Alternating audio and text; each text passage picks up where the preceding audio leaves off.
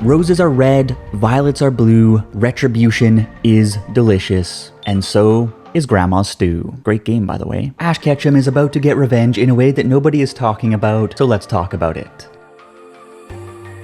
Hey everyone, it's Charles. How are you today? Many fans are flustered that Ash will not face Alan in his opening round of the Masters 8 tournament to deliver sweet justice for the Mega Charizard X versus ash-greninja debacle in the Lumiose Conference Finals way back in 2016. But today's plan is to have a quick chat about how Ash is actually about to get revenge on Alan, just not in the way that we thought. So kindly subscribe to join the family, hit the like button to spoon out a dish that is best served cold, and let's quick chat.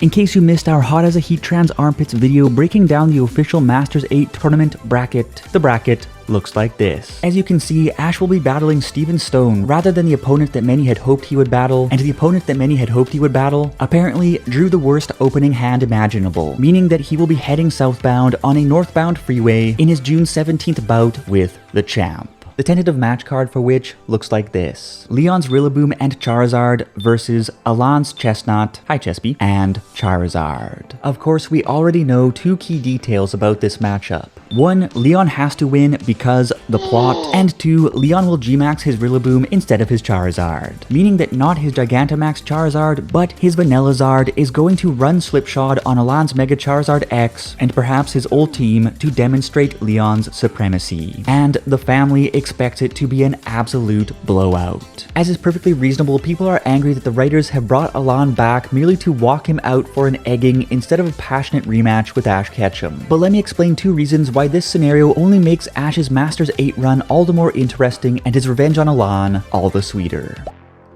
The first and probably less interesting reason is simple. Not facing Alan in the quarterfinals frees up space for a matchup we have never seen. Ash versus Steven Stone. Giving Ash a chance to prove himself against a brand new and truly powerful opponent, arguably superior to Alan, who just happens to be the champion of Hoenn and the third strongest trainer in the world.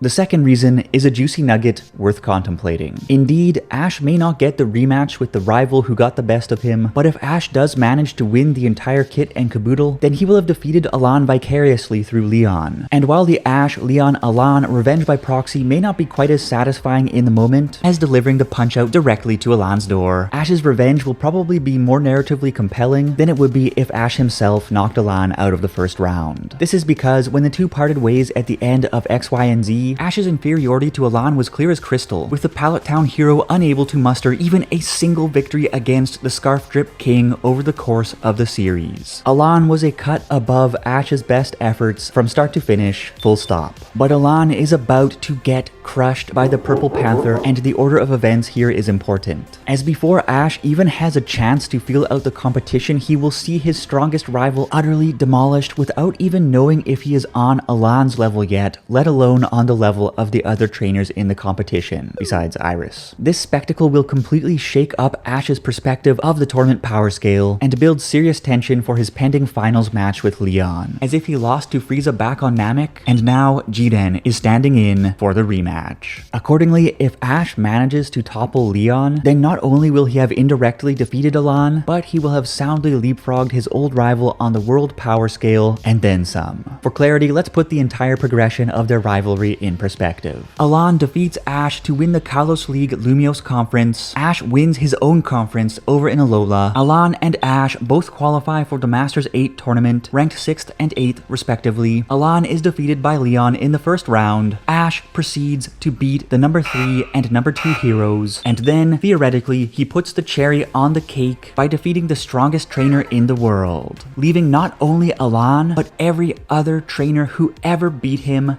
in the dust. In other words, it looks like revenge is on the way, and that this revenge will be sweeter than people think.